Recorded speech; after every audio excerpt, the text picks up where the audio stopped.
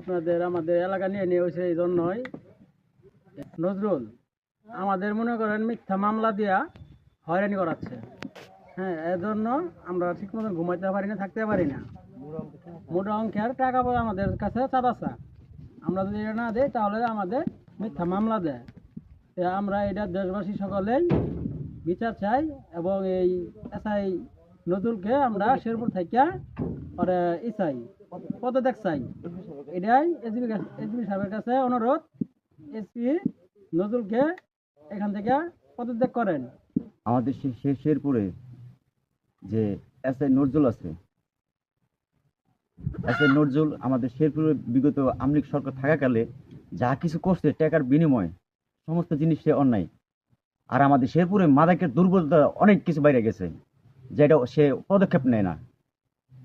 সে যদি টাকার বিনিময়ে যে বিচার করে তাহলে আমরা ন্যায্য বিচার পাবো কোথায়? এই শেরপুর জেলা থেকেই আমাদের বলতেছি যে তার বিরুদ্ধে মাননীয় সরকারের কাছে আমি আবেদন জানাচ্ছি, তার জন্য একটা অভিযান নেয়, তাকে এখান থেকে পদত্যাগ করে। এরকম পুলিশ আমাদের এই শেরপুরের দরকার নাই, বিচার করবে এরকম পুলিশ আমরা চাই না। এই আমাদের সরকারের কাছে আমরা আবেদন থাকবে। সে এগুলো করছে, এখন এগুলো করতেছে, আমাদের শেরপুরে এখনো মাদক দুর্বলতা যায় নাই, অন্যায় যাইতেছে না। সে টাকার বিরুদ্ধে এগুলো করে, তাকে আমাদের শেরপুর থেকে সরাই দেওয়া হোক।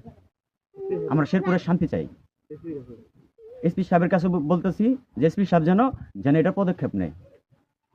এসে হুমকি দামকি করে, অনেক কিছু বলে, এই মাদকের বিরুদ্ধেও কোনো অভিযান নেয় না, টাকা নিয়ে সমাধান করে ফেলে, মাদক ওপেনে চলে।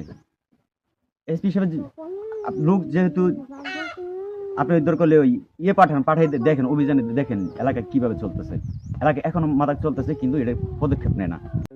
প্রতিবাদ করতে গেলে উল্টা আমাদেরকে ধুমকি দেয় যে আমরা নাকি নিষেধ দ্রব্য বিক্রি করি, রাস্তায় বলে, দোকানদার বলে আমরা তাদেরকে ধরতে গেলে।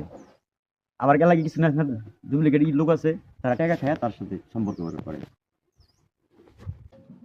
নজরুল দারোগা ইনার অন্য গেলে মোটা অঙ্কের টাকা খা, মামলা এফআই করার সময় এলাকাতে অত্যাচার করে, মোটা অঙ্কের টাকা না দিলে এই সেই সাপোর্ট দেয়।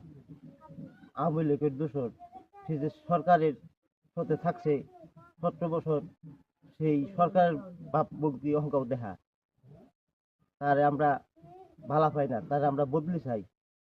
এই সবের কাছে অনুরোধ হইল তারা যেন বদলি করে।